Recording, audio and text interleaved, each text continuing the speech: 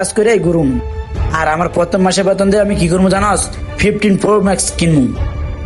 আর যে গেট আপটা দেখতে পাস না মামা, এই গেট আপটা থাকবো না।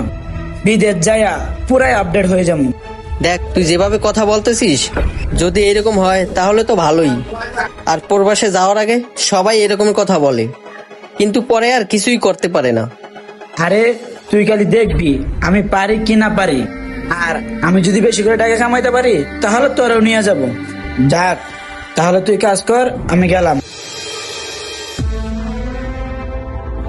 যাক, মজনু বিদেশে যাইতেছে, আমি দোয়া করি আর মনের আশা জানি পূরণ হয়।